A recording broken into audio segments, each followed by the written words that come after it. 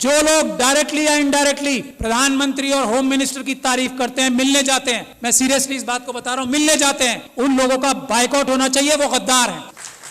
क्या बात करेंगे आप आरएसएस के लोगों से जो इस बात को तय कर चुके हैं कि हमें संविधान खत्म करके मनुस्मृति लागू करनी है? उनसे क्या बात करके और क्या समझाएंगे उन्हें सिर्फ ये जाके कह सकते हैं कि हम आपके पैरों में गिर चुके हैं, हम आपकी हर बात मानेंगे, सिर्फ हमें हमारी कम्युनिटी को धोखा देने का रास्ता बता दो। कैसे हम उनसे मीठी मीठी बातें करके, कैसे जज्बाती तकरीरें देके उनको बेवकूफ बनाएं और आपकी मदद करें, ये काम कर रहे हैं जो लोग उनसे मिलने जाते हैं। ये समझ लीजिए आप, उन्होंने सारी इंस्टीट्यूशंस जो हैं हाईजैक कर ली हैं। उन्होंने हम लोगों के, खास तौर पे एससी एसटी, माइनॉरिटीज और ओबीसी के जितनी टॉप लीडरशिप है सब हाईजैक कर ली। इस बात को जब तक हम तस्लीम नहीं करेंगे हम एक कदम आगे नहीं बढ़ा पाएंगे। अपने अंदर से गद्दारों को आइडेंटिफाई नहीं करेंगे हम एक कदम आगे नहीं बढ़ा पाएंगे।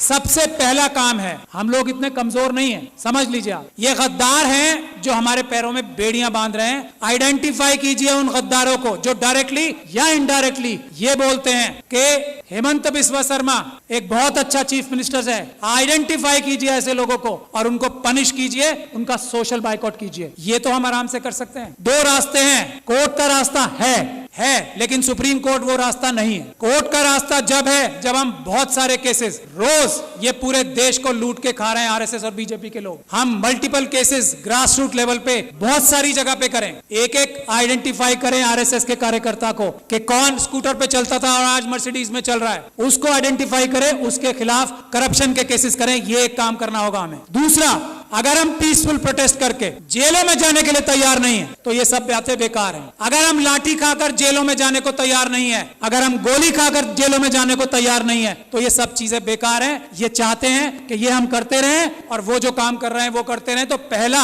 रेजोल्यूशन ये होना चाहिए कि हमें अपने देश को अगर बचाना है, संविधान को अगर बचाना है तो हमें जेल जाने के लिए तैयार रहना पड़ेगा। और जेल जाने वालों में सबसे पहला नंबर लीडरशिप का आना चाहिए, क्योंकि हम लोगों को लोग इज्जत करते हैं ना, हमारी ताकत क्या है। आज मुझे लोग इतना पसंद करते हैं, मैं क्या हूं, एक छोटा सा अदना सा वकील हूं। आज लाखों लोग मुझे सपोर्ट करते हैं, वो मेरी ताकत है। नहीं तो मेरी औकात और हैसियत नहीं है कि मैं चू भी कर जाऊं इन लोगों के सामने। ये समझ लीजिए आप। और ये बात तस्लीम हमारे सारे एमपी एमएलए, बड़ी बड़ी तंजीमों के लीडर्स को करना चाहिए। उनकी अपनी जाती हैसियत और औकात किसी की नहीं है, मैं इस बात को तस्लीम करता हूं। आज अगर हम लोग इतनी जोर से बोल पा रहे हैं तो हमारे पीछे लोगों की ताकत है, उसकी वजह से हमें उन्हें धोखा नहीं देना चाहिए। जो अपने आप को जितना बड़ा लीडर समझता है उसे जेल जाने के लिए, गोली खाने के लिए, लाठी खाने के लिए सबसे पहले तैयार होना चाहिए आज। और जो ऐसा नहीं करता, जो इसके लिए बहानेबाजी करता है, मसलियत बताता है कि ये मसलियतन जो है ना, लफ्ज बोलने वाला गद्दार है। मसलियतन ये नहीं बोलेंगे कि मैं जेल जा रहा हूं, मसलियतन हमें प्रोटेस्ट नहीं करना चाहिए। गद्दार, बेईमान, ये हमें बोलना पड़ेगा खुल के। एक बात। दूसरी बात, ये हमारा सबसे पहला इशू आर्टिकल 1 होना चाहिए कॉन्स्टिट्यूशन का। आर्टिकल 1 क्या है? भारत की जो सीमाएं है ना उसको अक्षुण्ण रखना। चाइना 2000 किलोमीटर हमारी जगह खा गया है। हम किसी और मुद्दे पे बात नहीं करेंगे, दो मुद्दे हमारे शुरुआत के होने चाहिए।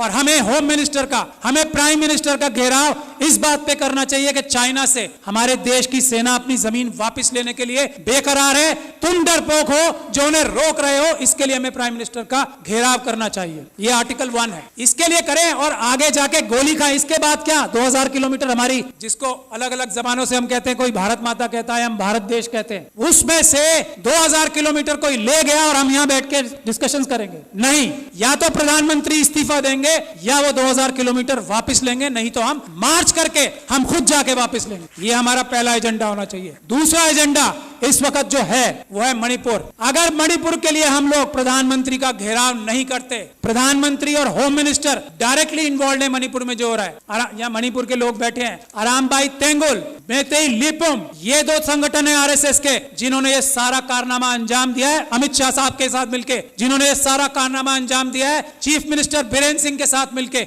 मेटिकुलस प्लानिंग से एक एक काम हुआ है। वहां पे कुछ भी स्पॉन्टेनियस नहीं हुआ है। जब तक हम इस बात के लिए कार्रवाई नहीं करेंगे, और ये जो सुप्रीम कोर्ट में कार्रवाई अभी चल रही है उससे कुछ होने वाला नहीं, कुछ नहीं होने वाला। मैं एज लॉयर सुप्रीम कोर्ट आपको बता रहा हूं, कुछ नहीं होगा। बात 1-2 महीने में आई गई हो जाएगी। उन लोगों के साथ वहां ज्यादती होगी। आरएसएस और बीजेपी पाकिस्तान और चाइना के साथ मिलकर नॉर्थ ईस्ट और सारे बॉर्डर लाइन एरियाज को कमजोर कर रही है। ये हमारी जिम्मेदारी है। आर्टिकल 1 नंबर 1 बचाना सबसे पहले। मणिपुर के लिए हमें जाना चाहिए डेलीगेशन बना के और सच्चाई सामने लानी चाहिए कि आरएसएस ने, अमित शाह साहब ने और चीफ मिनिस्टर ऑफ मणिपुर ने ये प्लानिंग करके अपने कार्डर्स से कराया है। कोई मैती समाज ने नहीं किया है, उनके कार्डर्स ने किया है। गुड़गांव में और नूह में उनके कार्डर्स ने सब किया है। गुजरात में उनके कार्डर्स ने सब कुछ किया है। और दिल्ली के दंगों में हमने ये एस्टैब्लिश कर दिया है कि आम आदमियों ने कुछ नहीं किया, उनके कार्डर्स और उनके भ्रष्ट पुलिस अधिकारियों ने ये सब काम किया है। यही हमें करना पड़ेगा। मणिपुर के लिए प्लान बनाइए कि हम लोग वहां जाएं और एक्सपोज करें कि मणिपुर में क्या हो रहा है, क्या हो रहा था और क्या हो रहा है अब। और उसमें अमित शाह साहब सबसे बड़े चाणक्य हैं। उनको अरेस्ट कराने के लिए जब तक हम कोई कार्रवाई नहीं कर पाते, मणिपुर का कुछ भला नहीं हो सकता। मैं ये बात दावे और गारंटी से कह रहा हूं। He is the main mastermind, mister Amit Shah.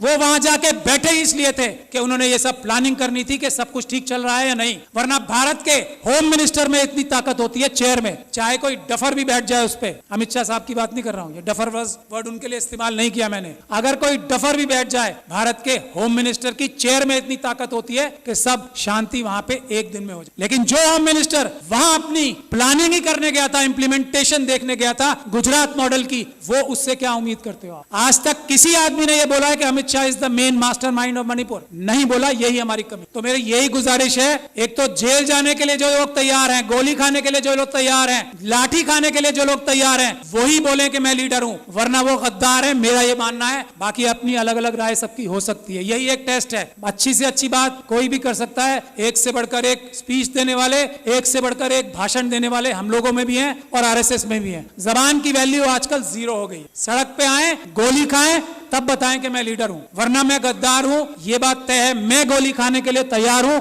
आज इसी वक्त से।